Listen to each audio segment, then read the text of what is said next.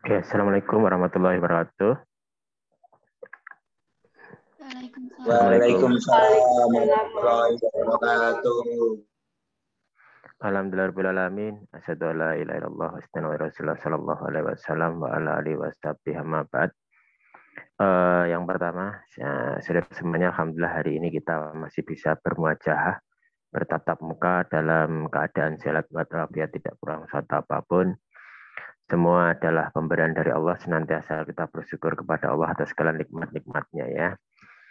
Saudara semuanya, di kesempatan yang cerah ini adalah pertemuan yang terakhir mungkin sebelum UTS ya. Pak Danang sudah mempunyai beberapa checklist atau data atau beberapa hal kaitannya dengan pembelajaran Pancasila ini. Ada beberapa materi yang belum saya sampaikan atau belum saya jelaskan secara lisan.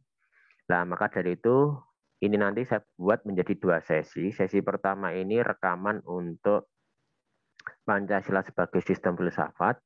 Sesi kedua nanti Pancasila sebagai dasar negara. Jadi nanti dua sesi ini apabila diantaranya atau saudara semuanya tidak mengikuti, bisa nanti melihat di YouTube-nya Pak Danang. Jadi nanti bisa melihat di YouTube-nya Pak Danang. Jadi kira-kira nanti kayak gitu itu penjelasannya. Jadi insya Allah seluruh materi sudah saya sampaikan, nanti tinggal dua ini, keduanya ini nanti semuanya bisa dilihat, apabila yang tidak bisa bergabung hari ini nanti bisa dilihat di YouTube-nya Pak Danang. Oke, kira-kira seperti itu. Oke, saudara semuanya, untuk kesempatan hari ini kita akan membahas tentang Pancasila sebagai sistem filsafat ya. Pancasila sebagai sistem filsafat. Ada beberapa hal yang perlu dipahami dan diketahui bahwasanya materi ini menjadi penting untuk menjawab segala keluh kesah, segala hal yang tidak sepaham dengan Pancasila. Pada pertemuan minggu-minggu yang lalu sudah saya ceritakan bahwasanya Bapak Danang sendiri menyadari tidak semua orang Indonesia itu sepaham dengan Pancasila. Masih punya pandangan bahwasanya ideologi yang lain itu lebih baik. Bisa alasannya karena keyakinan, bisa alasannya karena rasional dan sebagainya. Lah, kaitannya dengan kegelisahan itu, materi ini sebagai cara untuk menjawab keraguan-raguan para atau orang-orang yang tidak sepaham atau tidak yakin dengan Pancasila. Jadi dengan materi ini diharapkan saudara semuanya nanti memiliki gambaran secara utuh bahwasanya ideologi ini cocok bagi negara kita. Ideologi ini cocok digunakan untuk bangsa kita. Maka dari itu saya ceritakan dulu sebenarnya yang dikatakan ideologi baik, pedoman nilai baik itu seperti apalah. Ini nanti semuanya berisi jawaban-jawaban akan hal itu. Yang pertama begini. Banyak literatur mengatakan pedoman hidup itu harus sekumpulan nilai, tidak hanya satu nilai saja. Jadi tidak bisa mengatur pedoman hidup itu hanya satu nilai, misalkan nilai kejujuran saja, tidak cukup. Namun pedoman hidup itu harus seperangkat nilai, karena tidak akan bisa, karena hidup kan beraneka macam aspek kehidupan kan, nggak akan mungkin bisa hanya menggunakan satu kata saja. Contoh misalkan Mbak Siti Manika pengen menjalani rumah tangga dengan baik, namun hanya modalnya satu, pedomannya apa? Yang penting kaya. Pertanyaannya, apakah akan mendapatkan kebahagiaan dalam rumah tangga hanya sebatas kaya? Tidak. Karena apa? Coba Anda bayangkan, dikasih kekayaan, namun setiap hari dibentur-benturkan kepalanya. Setiap 2 hari Paling setelah Alif dipukul jadi, kepalanya. aku mau ngasih tahu aja, ini pakai yang punya SK. Artinya bagaimana? Artinya bagaimana? Sekarang Artinya, Alif, yang SK-nya artinya, artinya saudara semuanya, artinya tidak cukup seperti itu. Butuh kasih sayang, butuh cinta kasih dan sebagainya. Jadi tidak cukup dengan hanya sebatas kekayaan. Itu pun pedoman hidup untuk berumah tangga. Belum lagi pedoman untuk bermasyarakat, berbangsa dan bernegara. Maka dibutuhkan pedoman hidup yang bersistem. Nah, maka dari itu kita dicek saja, betul tidak Pancasila ini adalah suatu sistem, sehingga cocok digunakan sebagai pedoman hidup atau seperangkat pengaturan kehidupan. Oke, kita cek satu persatu. Sebenarnya apa toh yang dikatakan sistem? Sistem itu apa? Nah, sistem itu adalah keseluruhan dari yang terdiri dari bagian-bagian yang membentuk suatu kesatuan utuh antara satu bagian lain secara teratur dan selaras. Meski tugas dan fungsi masing-masing berbeda, namun saling melengkapi untuk memperkokoh sistem, lemahnya satu bagian akan memperlemah keseluruhan. Oke, ini penjelasan secara teoritis. Penjelasan secara mudah bagaimana? Cara mudahnya begini. Dikatakan sistem itu begini. Jika terdiri dari berbagai bagian. Setiap bagian punya fungsi masing-masing. Antar bagian saling berkaitan. Dan kesemuanya berjalan mencapai tujuan yang sama. Itu namanya sistem. Jadi kalau segala hal itu memenuhi kaidah itu, syarat-syarat itu, maka dapat dikategorikan sistem. Hal itu dibuktikan sesuai dengan persyaratan sistem ini. Jadi sistem itu ada syaratnya. Jadi suatu hal dikatakan bersistem itu harus memenuhi syaratnya. Nah, syaratnya ini. Terbentuk suatu kesatuan, konsisten, ada hubungan antar bagian satu dengan bagian lainnya, kemudian ada keseimbangan antar komponen, dan semuanya mengarah pada tujuan yang sama. Semuanya mengarah pada tujuan yang sama. Nah, maka dari itu, dengan persyaratan ini, dengan ketentuan ini, kita akan mengecek betul tidak Pancasila itu adalah suatu sistem. Andai kata nanti Pancasila bukan suatu sistem, maka Pancasila tidak layak untuk digunakan sebagai pedoman hidup. Karena tadi di awal saya sudah menceritakan, salah satu syarat untuk digunakan sebagai pedoman hidup itu apabila tidak hanya satu nilai saja, namun banyak nilai yang saling mendukung untuk digunakan sebagai pedoman hidup. Nah, kita cek betul tidak Pancasila itu bersistem atau sesuai seperti halnya sistem. Yang pertama kita cek. Tadi kesatuan utuh dari setiap unsur-unsurnya, kemudian saling konsisten dan koheren unsur-unsurnya dan tidak kontradiktif. Kita cek.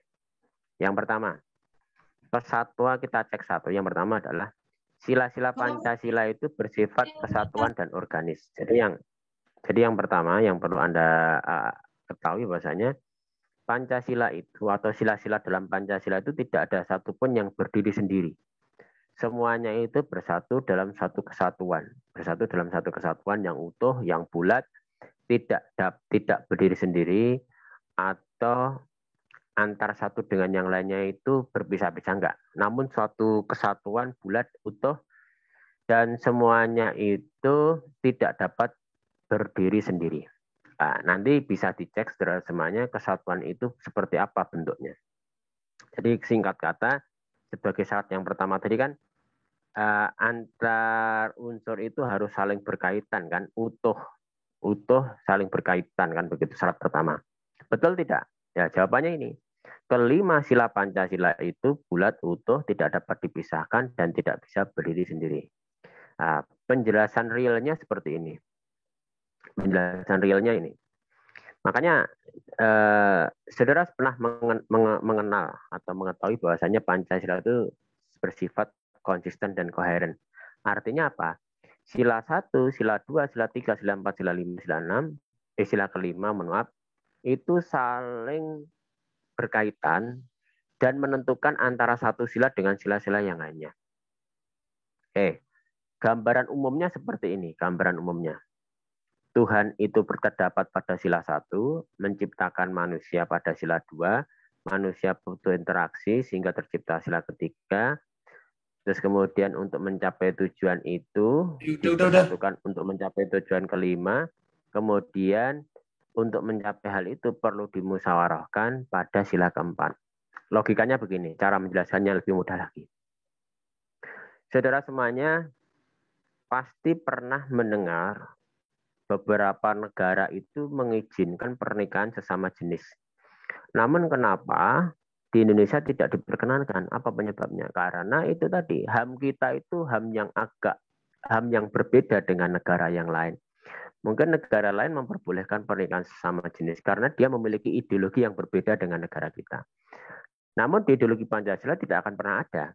Sebab kenapa? Perlindungan HAM, pengakuan HAM itu ditentukan oleh nilai-nilai ketuhanan. Jadi kesimpulannya, selagi nilai-nilai Tuhan atau nilai-nilai yang terkandung dalam agama tidak memperbolehkan suatu hal, maka perlindungan HAM di sila kedua juga mengikuti itu. Kaitannya dengan LGBT. Kenapa tidak diperbolehkan LGBT? Karena tidak ada satupun agama yang memperbolehkan. Andai kata diperbolehkan, pastilah di Indonesia bisa LGBT dilegalkan. Jadi penyebabnya seperti itu. Karena apa? Sila kedua itu ditentukan oleh sila pertama. Kemudian sila ketiga ditentukan oleh sila 1 dan 2. Sila keempat ditentukan 1, 2, dan 3. Sila kelima ditentukan oleh sila 1, 2, 3, dan 4. Itu penjelasan yang pertama. Penjelasan yang kedua kaitannya dengan konsisten dan koheren itu seperti sila ini seperti air yang mengalir. Jadi air yang mengalir artinya itu tidak meloncat-loncat, namun mengalir sesuai dengan urut-urutan sila. Jadi penjelasannya begini, penjelasannya konsisten koheren itu, ketika seseorang itu percaya akan Tuhan, maka dipastikan dia akan mencintai sesama. Karena apa? Orang yang percaya pada Tuhan, ajaran Tuhan, pasti akan melakukan kebaikan kepada manusia. Artinya apa? Akan tercipta manusia yang adil dan manusia yang beradab. Kalau sudah tercipta manusia yang adil dan beradab, maka akan terwujud yang namanya persatuan. Kalau sudah terwujud persatuan, maka akan terwujud kerukunan. Setiap masalah akan diselesaikan dengan jalan musyawarah. Kalau orang sudah rukun, sudah bersatu, pasti akan menjalankan atau menyelesaikan permasalahan dengan cara musyawarah. Nah, jika semua persoalan itu diselesaikan dengan musyawarah, setiap masalah diselesaikan dengan musyawarah, maka akan tercipta kesejahteraan, tercipta keadilan.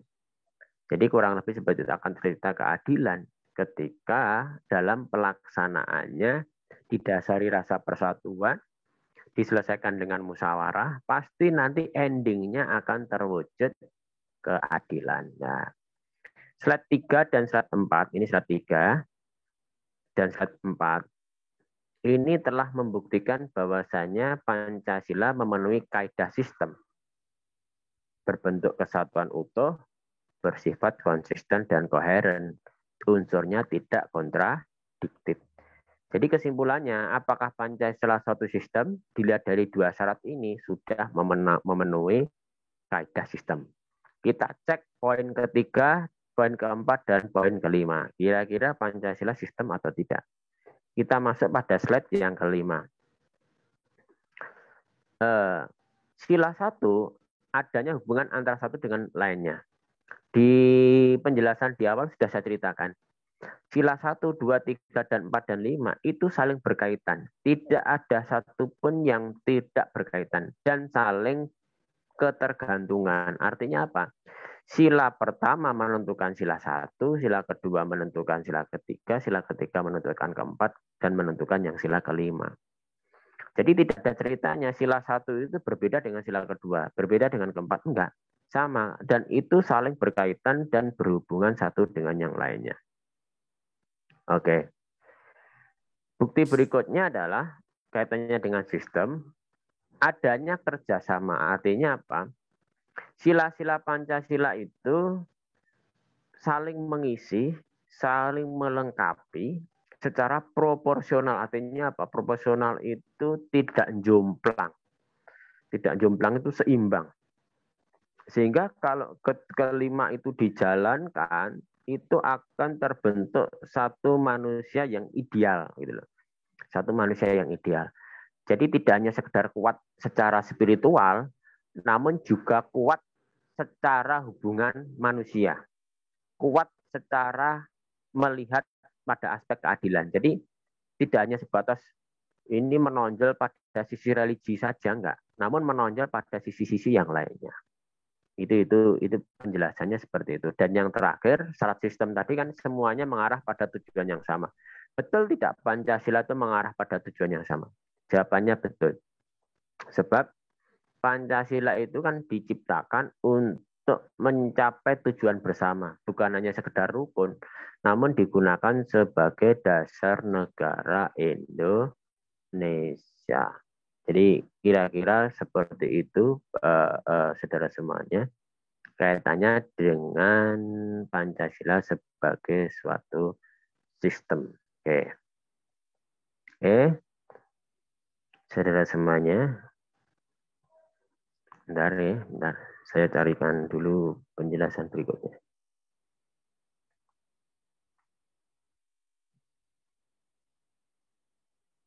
Oke, kita lanjutkan kembali, saudara semuanya. Kita lanjutkan dulu kembali. Setelah saudara semuanya tadi melihat dan mengetahui bahwasannya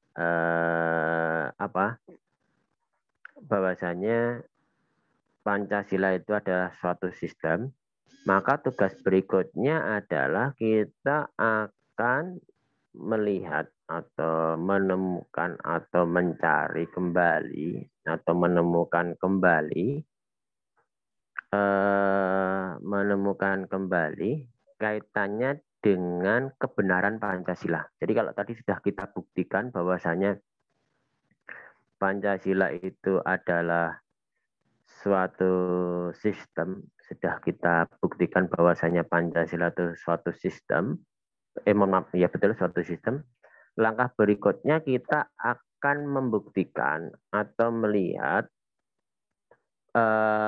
Pancasila itu pada aspek filsafat yang lainnya, mulai dari aspek aksiologis, epistemologis, dan aspek aksiologis. Jadi ada aspek epistemologis, ada aspek aksiologis, dan aspek ontologis. Jadi ada 3. Nah, ketiga aspek itu akan diberikan atau dijelaskan dengan alasan apa? Dengan alasan memberikan pembuktian bahwasannya Pancasila itu adalah kebenaran nilai atau kebenaran ideologi. Sehingga kalau nanti bisa dibuktikan, nanti memberikan kelegaan bagi kita semuanya, memberikan kebahagiaan bagi kita semuanya, bahwasanya ideologi yang kita yakini benar ini, pedoman hidup yang kita yakini benar ini bisa digunakan atau bisa dijalankan sebagai pedoman hidup dalam berkehidupan dan berkebangsaan di Indonesia saat ini. Jadi kurang lebih penjelasannya nanti endingnya seperti itu, saudara semuanya.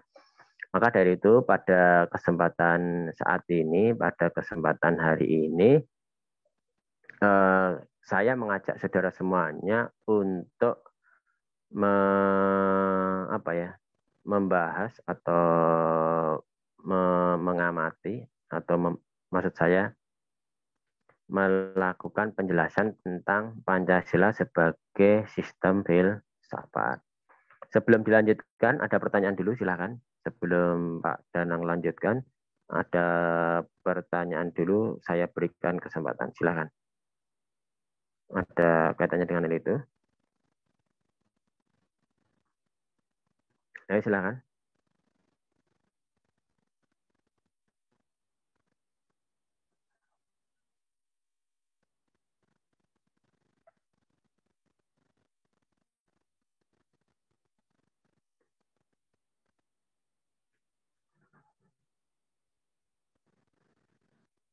Silakan, ada tidak yang mau bertanya?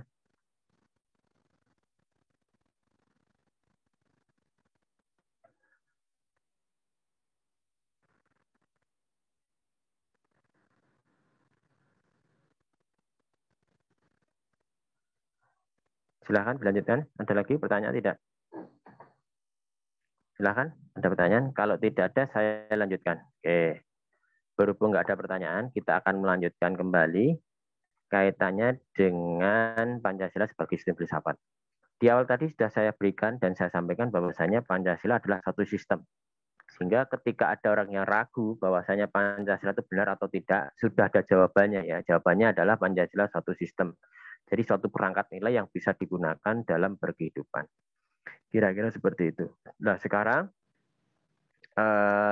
di sini saya juga akan memberikan contoh nanti sewaktu-waktu kalau ada pertanyaan apa betul Pancasila itu bersifat hierarkis piramidal? Kan ada pertanyaan seperti itu. Kemudian penjelasannya seperti apa yang dimaksud dengan hierarkis piramidal. Jadi kalau saya tadi lebih sukanya menggunakan suatu hal yang mengalir ya, suatu hal yang mengalir. Pancasila itu satu hal yang mengalir. Antara 1, 2, 3 itu saling berhubungan, bertingkat, dan hubungan satu dengan yang lainnya. Jika digambarkan kaitannya dengan hierarkis piramidal itu seperti ini. Jadi sila yang di belakang, sila lainnya lebih sempit atau kecil atau luas cakupannya, atau merupakan pengkhususan sekaligus merupakan penjelasan dari sila-sila yang mendahulinya. Jadi ini bisa dibalik ini sila kelima atau yang di atas sila kelima.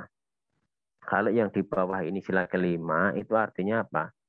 Sila kelima itu lebih besar daripada 4, 3, 2, 1. Karena 5 itu terkandung sila keempat, mengandung sila ketiga, mengandung sila kedua, dan mengandung sila pertama. Jadi semakin ke bawah itu semakin besar. Atau kalau diletakkan di 5 di atas, itu artinya bagaimana? Sila pertama itu sebagai pondasi sila-sila berikutnya. Dan sila kelima adalah tujuan dari sila-sila berikut ini. Jadi cara menjelaskannya seperti itu. Atau penjelasan dalam konteks lainnya seperti ini. Jadi sila 1 itu menjiwai sila kedua, sila ketiga, sila keempat, sila kelima. Sila kedua menjiwai sila ketiga, sila keempat, sila kelima, dan dijiwai sila pertama. Sila ketiga menjiwai sila keempat dan sila kelima sekaligus dijiwai 1 dan 2. Sila keempat menjiwai sila kelima dijiwai 1, 2, dan 3. Sila kelima sebagai sila terakhir tidak menjiwai sila manapun, namun dijiwai oleh sila 1, 2, 3, dan 4. Nah, 4 ya. 1, 2, 3, dan 4. Gitu. Itu kira-kira penjelasannya seperti itu. Nah, praktek di lapangan sudah saya berikan contoh tadi. Kenapa di Indonesia tidak melegalkan aborsi, tidak melegalkan LGBT? Karena apa? Itu dipengaruhi oleh sila pertama. Karena negara bertuhan seperti di Indonesia ini tidak akan mungkin memberikan ruang kepada ham-ham yang bertentangan dengan nilai-nilai spiritual atau nilai-nilai keagamaan. Jadi kira-kira seperti itu penjelasannya. Oke, next. Ini yang terakhir. Nah, kemudian untuk menjawab keraguan berikutnya, jadi tadi kan sudah saya ceritakan di awal kan, banyak orang ragu terhadap ideologi Pancasila, banyak orang ragu terhadap ideologi Pancasila kita ini. Nah, untuk menjawab keraguan-keraguan itu, maka kita akan menggali Pancasila kita ini pada aspek ontologis, pada aspek epistemologis, pada aspek aksiologis maupun aspek antropologis. Sehingga diharapkan ini ibarat kata pisau. Pisau ini nanti membedah Pancasila. Kira-kira ketika dibedah, betul tidak menemukan bahwasanya Pancasila itu adalah suatu ideologi yang bisa digunakan sebagai pedoman hidup, bisa tidak digunakan sebagai pandangan hidup satu bangsa. Maka keempat ini nanti sebagai pisau yang akan membedah kira-kira Pancasila itu ideologi yang benar atau tidak. Oke ya, kita awali yang pertama, ontologis ya. Ontologis itu kebenaran suatu hal itu, jadi kebenaran suatu hal itu jika pada objek tertentu atau hal tertentu itu berisi tentang pembahasan yang ada dan keberadaannya itu harus dan hakiki. Ya. Pertanyaannya muncul, kira-kira Pancasila itu memenuhi konteks ini tidak? Pancasila kira-kira memenuhi konteks ini tidak? Nah, kita cek bersama-sama. Pancasila itu membahas satu hal yang ada dan pasti ada. Apa itu? Tuhan, manusia, rakyat, musyawarah, adil. Itu semuanya satu hal yang ada dan harus dalam kehidupan, konteks kehidupan manusia. Artinya apa? Dalam aspek ontologis, kebenaran Pancasila itu bisa dibuktikan atau bisa dibenarkan. Sebab menurut ontologis, benar atau tidak itu jika membahas tentang suatu hal yang ada dan keberadaannya itu harus dan hakiki. Padahal kita tahu bersama Pancasila itu membahas tentang Tuhan, manusia, rakyat, musyawarah, dan sebagainya. Semuanya ini adalah suatu hal yang ada. Nah, sila kelima adil. Adil itu adalah suatu hal yang seharusnya ada. Ketika kita hidup bermasyarakat, berbangsa, bernegara, keadilan itu suatu hal yang diharapkan dan diinginkan. Termasuk ketika seseorang membangun negara, keadilan itu adalah satu hal yang diharapkan. Gitu. Kira-kira gambarannya seperti itu. Oke, maka secara pengertian Pancasila sebagai sistem filsafat dalam konteks ontologis artinya adalah kebulatan sila-sila Pancasila yang utuh dan mutlak yang harus ada dan hakiki. Jadi sudah dapat dibuktikan bahwasanya Pancasila itu bisa digunakan sebagai pedoman hidup. Dilihat dari aspek ontologis. Karena apa yang nilai-nilai yang terdapat di dalamnya itu adalah suatu hal yang ada dan tujuannya itu adalah suatu hal yang hak atau yang harus ada dalam suatu kehidupan bermasyarakat, berbangsa, dan bernegara. Oke, sekarang kalau tadi sudah ontologis, kita cek di epistemologis. Nah, epistemologis itu berkaitan mengenai tentang filsafat, ilmu pengetahuan, hakikat, dan sebagainya.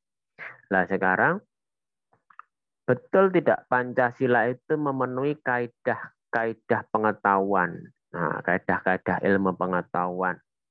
Kemudian bisa dipertanggungjawabkan tidak nilai-nilai yang terkandung di dalam Pancasila. Lah, kita cek dulu ya saudara semuanya.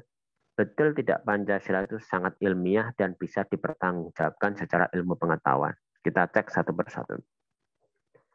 Yang pertama, suatu hal yang dianggap ilmiah, suatu hal yang dianggap memenuhi kaidah ilmu pengetahuan atau dapat ditinjau secara ilmiah, itu jika memenuhi hal-hal berikut ini. Berobjek, bermetode, bersistem, dan bersifat universal. Oke, betul tidak Pancasila ini memenuhi kaidah ini? Kita cek satu persatu. Objek kajian Pancasila, Anda lihat. Yang dikaji Pancasila itu suatu hal yang ada. Artinya ada objek yang bisa diamati dalam nilai Pancasila ini. Ini Anda bisa baca kaitannya tentang karakter manusia, budaya bangsa, kehidupan bernegara, dan sebagainya. Kemudian ada metode kajiannya. Buktinya apa? Sampai hari ini banyak sekali peneliti yang sangat suka meneliti tentang Pancasila. Termasuk Pak Danang sendiri, saya 2 kali penelitian saya tentang Pancasila. Artinya apa? Pancasila itu bisa diamati, bisa dikaji, bisa diteliti. Artinya 2 syarat tadi, ilmiah tadi sudah dipenuhi dalam sisi Pancasila. Objeknya ada, metode kajiannya jelas, bisa dikaji, bisa diamati, bisa dianalisis, bisa diobservasi. Jadi artinya secara kaidah ilmiah bisa atau Pancasila termasuk memenuhi syarat-syarat ilmiah tersebut.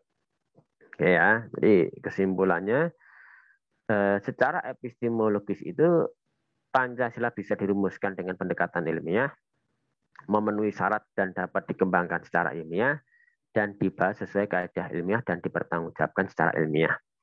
Jadi secara epistemologis memberikan bukti Pancasila adalah seperangkat nilai yang bisa digunakan sebagai pedoman hidup manusia untuk menuju sebuah kebahagiaan, sebuah kemakmuran, kenyamanan yang tertuang dalam tujuan negara.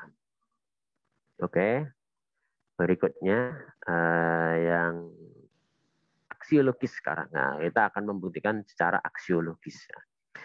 Secara aksiologis, suatu hal dikatakan baik, benar itu jika memiliki nilai kegunaan, memiliki moral, memiliki tanggung jawab ilmuwan. Nah, sekarang kita lihat, betul tidak secara aksiologis Pancasila itu benar?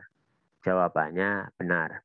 Karena Pancasila itu bukan hanya sekedar formil, bukan hanya sekedar ikon saja, melainkan Pancasila ini memiliki kegunaan.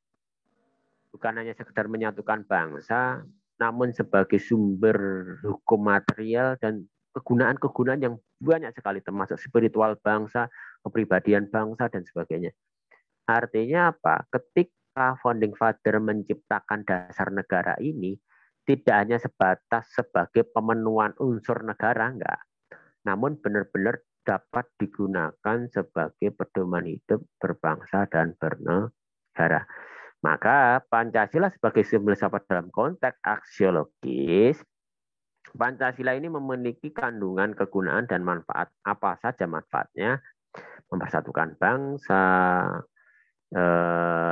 memenuhi kaedah moral, menggunakan dan dapat dipertanggungjawabkan secara keilmuannya. Jadi secara aksiologis tadi sudah dibuktikan betul Pancasila, epistemologis dapat dibuktikan betul, dan aksiologis dapat dibuktikan, dan jawabannya Pancasila satu hal yang dapat dibenarkan digunakan sebagai pedoman hidup berbangsa dan bernegara. Sekarang yang terakhir, ketika dibedah menggunakan pisau antropologis, apakah Pancasila ini benar? Nah ini. Pancasila ini adalah kodrat manusia. Jadi kalau Anda membaca ilmu negara pada bagian pertama penjelasan dari Socrates, di situ jelaskan bahwasanya negara itu adalah ujung pangkalnya adalah keinginan manusia. Termasuk Pancasila ini adalah suatu bentuk bagian daripada hakikat manusia itu sendiri. Jadi karena Pancasila itu kalau diterangkan Pak Karno ini kan suatu nilai-nilai hidup yang sudah dijalankan sejak dahulu kala oleh nenek moyang kita. Dan semuanya membahas tentang konteks kemanusiaan. Gitu. Jadi padahal dalam sisi antropologis, satu hal dikatakan benar itu jika kajian di dalamnya, kandungan di dalam pedoman tersebut adalah tentang manusia atau hakikat kodrat manusia. Nah, maka dari itu kesimpulannya Pancasila ini adalah berisi pembahasan tentang kodrat hidup manusia, di mana manusia itu makhluk sosial sekaligus makhluk individu, dan manusia itu juga memiliki dua aspek antara jiwa raga, individu sosial, mandiri tergantung, dan sebagai Tuhan sebagai penciptanya. Kesimpulannya dari penjelasan pada pagi hari ini adalah jika ada orang yang memiliki statement anggapan bahwasannya ideologi ini tidak benar, tidak cocok, tidak relevan, maka penjelasan ini sebagai bukti bahwasanya Pancasila itu sah digunakan sebagai pedoman hidup berbangsa dan bernegara. Kira-kira itu penjelasan dari Pak Danang untuk awalan hari ini. Silahkan jika ada pertanyaan mohon untuk disampaikan. Silakan. Bagi yang belum mengikuti ini, tidak apa-apa. Nanti semua ini saya unggah di YouTube. Nah, nanti untuk sesi kedua, saya akan membahas tentang Pancasila sebagai dasar negara. Bagaimana? Ada pertanyaan? Tidak? Ada pertanyaan? Silakan. Monggo yang mau bertanya. Saya berikan kesempatan. Mohon untuk PJ-nya nanti mencatat kalau ada pertanyaan. Terus untuk kisi-kisi ujian apa Pak? Untuk kisi-kisi ujian, materi ujian kan sudah saya berikan di bagian PowerPoint di pertemuan pertama. Nah, kira-kira nanti materi yang saya ujikan itu. Maka dari itu kalau ada pertanyaan atau materi yang belum dijelaskan nanti bisa disampaikan ke Pak Dana. Oke, ada lagi? Silahkan kalau ada pertanyaan. Monggo, ada pertanyaan? Cukup? Kalau sudah cukup, insya Allah saya cukupkan demikian. Jangan lupa di screenshot sebagai bukti presensi perkuliahan. Jangan lupa tugas-tugas diselesaikan ya sampai dengan pertemuan ke-7. Terima kasih, itu saja dari Pak Danang. Kurang lebihnya dimaafkan. Wassalamualaikum warahmatullahi wabarakatuh. Waalaikumsalam. Waalaikumsalam warahmatullahi Waalaikumsalam wabarakatuh. warahmatullahi wabarakatuh. Terima kasih Pak. Oke. Terima kasih Pak Danang.